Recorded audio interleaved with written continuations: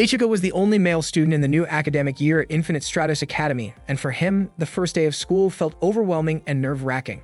Before long, his homeroom assistant teacher, Maya, stepped up to the front of the class and greeted the students. None of them responded, which made Maya visibly anxious. She explained that everyone there was a new student at Infinite Stratos Academy. Nervously, she mentioned that it was a boarding school, meaning they would be together both during and after school hours. Maya encouraged everyone to get to know each other better so that the next 3 years could be enjoyable for all of them. She then began taking attendance one by one. Ichika looked extremely tense and tried to call out to Haoki, but she turned her head away. Ichika was confused by her reaction. After all, they were childhood friends who had just reunited after 6 years. He started to wonder if maybe Haoki held some resentment toward him. Maya suddenly called Ichika's name loudly, startling him and making the class burst into laughter. She asked him to introduce himself. Ichika stood up, said his name, and greeted everyone, but most of the students stared at him coldly. He figured that if he kept quiet, they might assume he was gloomy or antisocial. He let out a sigh, and everyone thought he was about to say something more, but he ended it there. Suddenly, a teacher entered the classroom and smacked Ichika on the head. He was completely caught off guard when he realized that it was Chifuyu, his older sister. Ichika reflexively called her older sister, but she immediately hit him again and told him to address her as Ms. Instructor while at school. It turned out Chifuyu had been in a staff meeting, so she had asked Maya to handle the welcome for the new students. Ichika was surprised to see his sister at Infinite Stratos Academy. Her job had always been a mystery, and she would only come home once or twice a year. Chifuyu introduced herself as their homeroom teacher and firmly stated that her goal was to make sure every one of them became competent within the year. Her commanding tone and charismatic presence made the students cheer with excitement. Many of them admired her deeply, and some had even enrolled in the academy just to meet her, including one student who came all the way from northern Kyushu. Chifuyu found it ridiculous that so many airheaded students had ended up in her class. Ichika was shocked to learn that Chifuyu would be his homeroom teacher. She questioned why he had failed to properly introduce himself earlier. When he called her older sister again, she pressed his head down once more. The students started to wonder if Ichika's ability to use the Infinite Stratos was because he was Chifuyu's younger brother. Chifuyu told them to settle down. She announced that she would have them master the basics of Infinite Stratos within 6 months. Only after that would they begin practical training. She gave them just half a month to learn the basic movements. The entire class responded in unison, agreeing to the challenge. It turned out that Chifuyu had once been one of Japan's first-generation Infinite Stratos pilots, but one day she suddenly resigned and disappeared from the public eye. Even Ichika never knew that she had become a teacher, and he regretted worrying about her for so long. Maya then explained that Infinite Stratos was a type of multiform suit developed in Japan. It was originally created 10 years ago with the purpose of space exploration, but development was halted under the Alaska Treaty. The treaty prohibited Infinite Stratos from being used as a military weapon, so it was rebranded as a form of competitive sport. Infinite Stratos Academy was the only training school in the world dedicated to its pilots.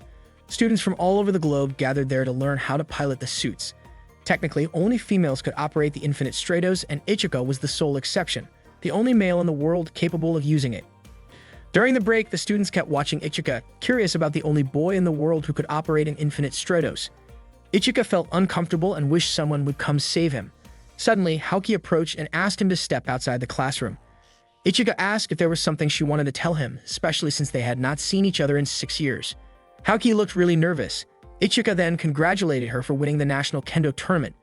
Haoki was surprised and asked how he knew about that. Ichika said he had read it in the newspaper. He smiled and said even though it had been 6 years since they last saw each other, he could still recognize her instantly, especially since her hairstyle had not changed at all. Haoki looked embarrassed but thanked him for still remembering her. Ichika said there was no way he could ever forget her. Just then, the bell rang. A few students had been watching them from a distance, wondering if Haoki might be a friend of Ichika's. Ichika invited Haoki to head back to class. Later that day, Maya had just finished explaining the lesson and asked the students if anyone had questions about the material. Ichika was completely confused and wondered if he really had to memorize everything in the book. Maya walked up to him and asked if there was anything he wanted to ask. Ichika admitted that he did not understand anything at all. Maya was shocked and asked the rest of the class if anyone else was having trouble with the lesson, but no one did. Only Ichika was struggling. Then Chifuyu came over and asked Ichika if he had not read the textbook before school started. Ichika said he had accidentally thrown it away.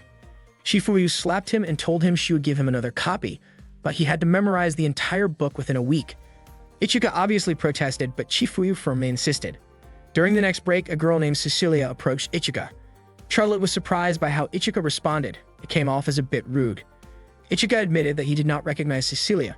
She was confused as to how he did not know who she was, considering she was the representative of the United Kingdom and had scored the highest on the entrance exam. Ichika then asked what country representative even meant. Cecilia was stunned and wondered if Japanese boys simply lacked basic general knowledge. Ichika asked again what a country representative was, and Cecilia explained that it referred to elite candidates chosen to represent their nation as Infinite Stratos pilots. Cecilia proudly described herself as an elite noble and said people should feel honored to be in the same class as her. Ichika replied that this meant he was lucky, which made Cecilia feel like he was mocking her. She could not understand how someone like Ichika had managed to enroll in the Infinite Stratos Academy while knowing so little. As far as she knew, he was supposed to be the only boy able to operate in Infinite Stratos, but now she was disappointed.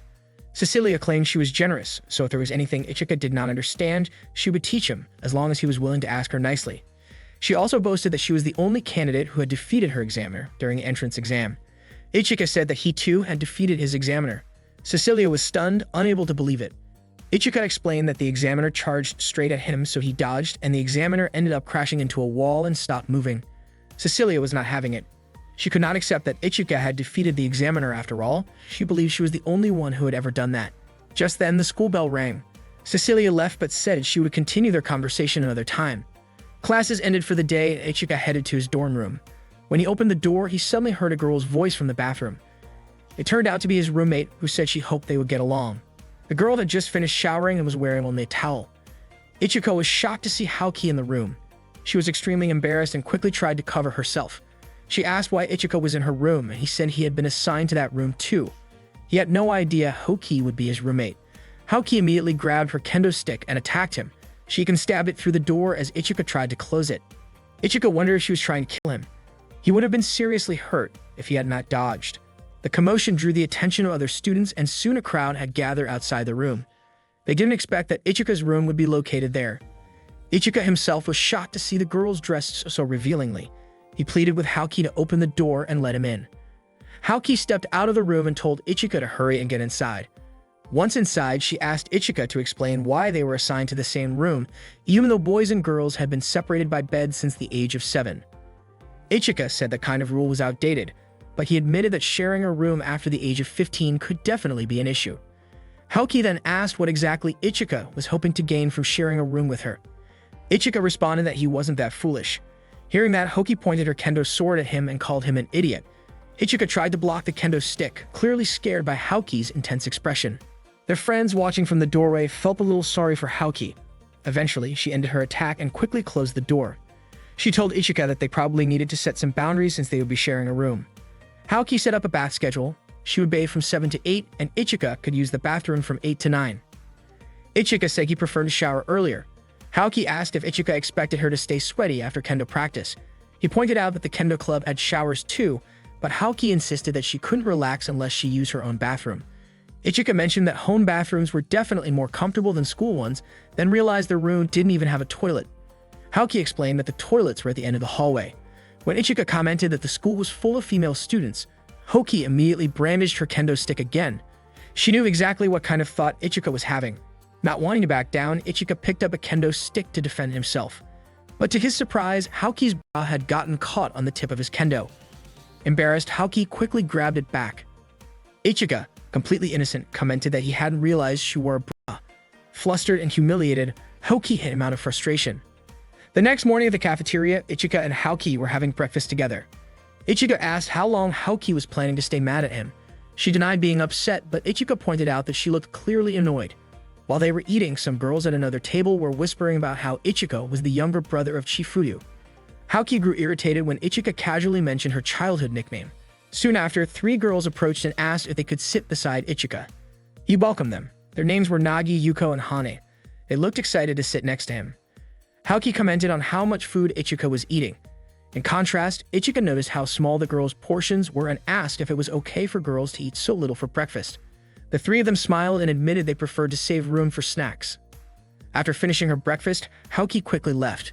Yuko asked if Ichika was close with Haoki. Nanji even knew that they shared a room. Ichika confirmed it and added that he and Haoki had been childhood friends. The 3 girls were surprised. Ichika explained they had been classmates from 1st to 4th grade, though he didn't remember too much about it. Suddenly, Chifuryu arrived and told everyone to finish their meals quickly. Apparently, besides being their homeroom teacher, Chifuryu was also the dorm supervisor for the first years. She warned that anyone who was late would have to run 10 laps around the field. Ichika finally realized why his sister rarely came home. Her responsibilities were overwhelming. During class, Chifuryu informed everyone that there would be an inter-class tournament happening in 2 weeks. Because of that, each class needed to choose a representative. The class representative wouldn't just compete in the tournament, but also attend student council and event planning meetings. Basically, the role would be similar to that of a class president. Chifuryu asked the students to either nominate themselves or someone else. Out of nowhere, one student nominated Ichika, and soon after, a few others followed. Chifuryu asked if there were any other candidates. If not, Ichika would be appointed automatically. But Ichika declined the nomination. Not long after, Cecilia spoke up, saying she wasn't okay with how the selection was being handled. In her opinion, having a male class representative was embarrassing. She admitted she would feel ashamed if Ichika represented the school for the whole year. On top of that, she was already feeling burdened having to live in what she called an underdeveloped country. Ichika didn't take that well and fired back, saying that England wasn't exactly something to be proud of either.